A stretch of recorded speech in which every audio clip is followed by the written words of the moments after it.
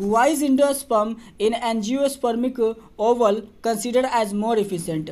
पूछ रहा है आपसे कि एंजियोस्पर्म एंजियोस्पर्मिक ओवल में कंसिडर क्यों किया जाता है, ज़्यादा एफिशिएंटी इसका क्यों होता है। तो आंसर देखिए, in angiosperms the cells of angiosperm are. जय हिंद दोस्तों, तो क्या हाल है, आशा करता हूँ कि आप सभी अच्छे होंगे, आप सब अपने अपने एग्जाम की तैयारी में लगे होंगे।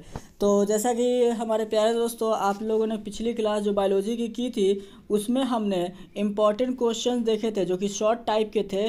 पार्ट 3 का सेक्शन ए ये हमने कवर अप किया था। पार्ट 3 का सेक्शन ए देखा था जिसमें कि 1 से 10 क्वेश्चंस हम लोगों ने ऐसे कवर अप किए थे। अभी हम लोग देखने वाले हैं मेरे प्यारे दोस्तों पार्ट 3 का सेक्शन बी, जिसमें से 11 to 20 क्वेश्चंस को कवर अप करेंगे। ठीक है, तो ये समझ गए। तो चलिए करते हैं वीडियो को स्टार्ट बिना किसी देरी के, ज़्यादा बकवास किए बिना। पहला सारा क्वेश्चन जो आपने स्क्रीन पर है आपने ये देख चुका था पिछला क्लास में, ये सारे क्वेश्चंस हो चुके हैं। आपको hormones that control growth maintenance and function of duct system, accessory glands, penis etcetera etcetera, ये सभी क्वेश्चंस ये हो चुके थे।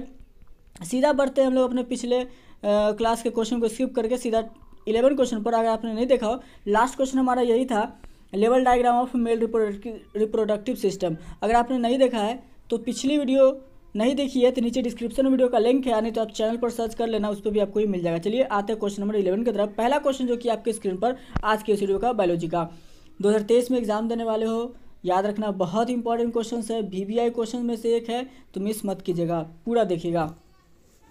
Mention 3 advantages of sexual reproduction. 3 advantage आप बताइए सेक्सुअल रिप्रोडक्शन का। ठीक है, चलिए यहाँ पर तीनों को तीनों आपको बता देते हैं। Sexual reproduction involves formation of function of sex called gametes. Its main advantages are. इसका 3 एडवांटेजेस देख लीजिए। पहला, the haploid n gametes fuse together and chromosome number of the species 2n is restored. इसमें जो आपका हैप्लॉइड जो gamete होगा वो जो फ्यूज करेगा ना, और जो क्रोमोसोम का नंबर होगा स्पेसीज जो 2n का, वो आपका रिस्टोर रहेगा, बचा रहेगा, बर्बाद नहीं होगा। ये इसका पहला एडवांटेज होता है। दूसरा एडवांटेज देखिएगा,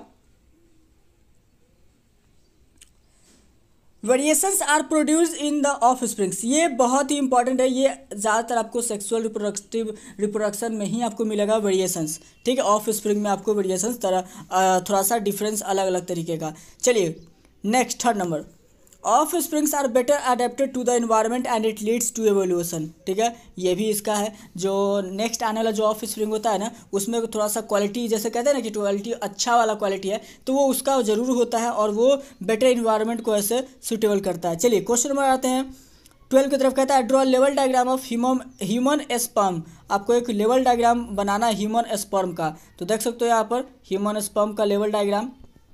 ठीक है, एक बार में देख लीजिए यहाँ पे, तो और छोटा कर देता हूँ ताकि आपको दिक्कत ना हो। देखिए ये आपका ह्यूमन स्पर्म का लेवल डायग्राम है।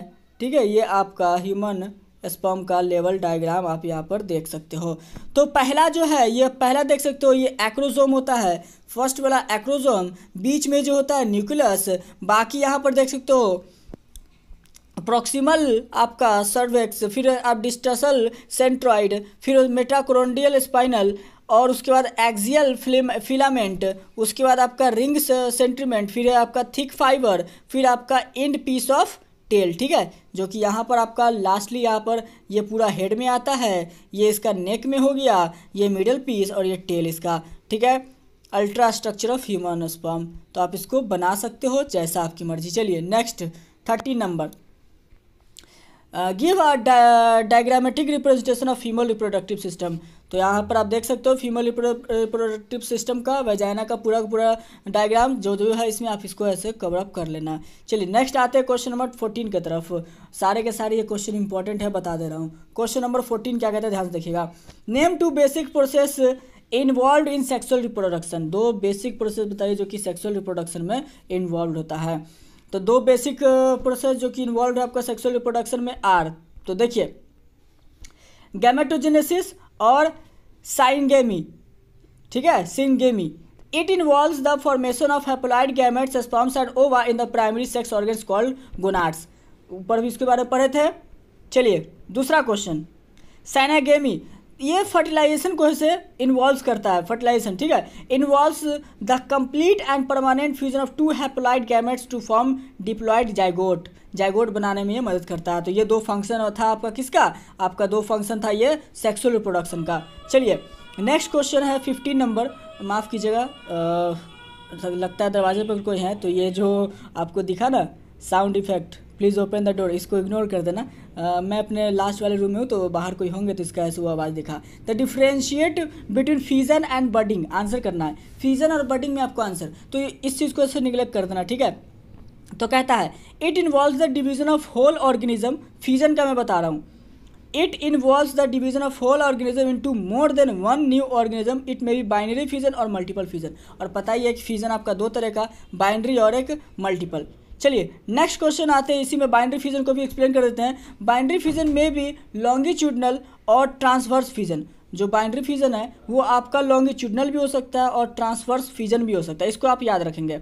चलिए उसके बाद है there is neither proliferation not differentiation of some vegetative cells called as, आपका प्लेनिरिया का आप एग्जाम्पल देख सकते हो, ठीक है। तो ये था आपका फ्यूजन में, फ्यूजन का मैंने बाइनरी फ्यूजन को भी एक्सप्लेन कर दिया। बडिंग पर आते हैं, तो बडिंग क्या है देखिए ध्यान से, it involves the enlargement of a vegetative part of the body to form a bud, ये आपका इनलार्जमेंट है, ठीक है, vegetative part of the body जो कि बर्ड फॉर्म करने में मदद करता है, which detaches from the parent body to form a new organism. कोई दिक्कत?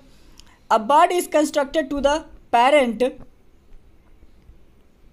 आगे देखते हैं, पैरेंट,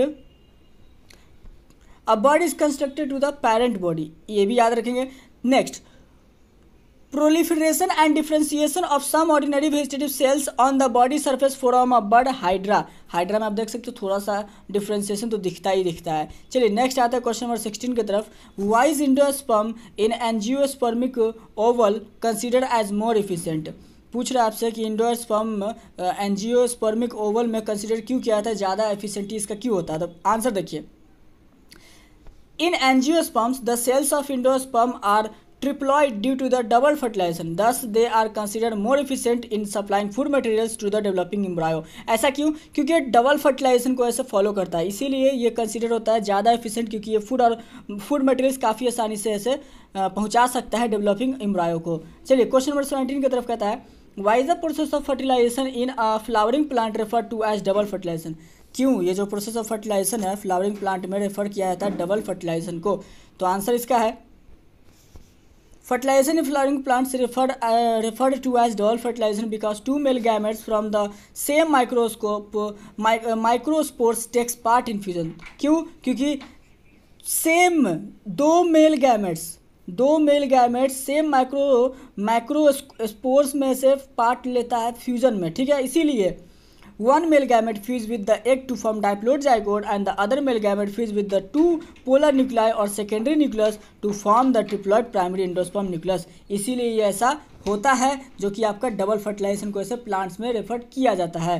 क्यों? क्योंकि दोनों का दोनों जो मेल गैमेट होता है, एक आपका ऐसे डिप्लॉइड जाइकोट बनाता है, दूसरा आपको एंडोस्पर्म न्यूक्लियस प्राइमरी ट्रिप्लॉइड जो होता है उसके साथ ये फॉर्म करता है।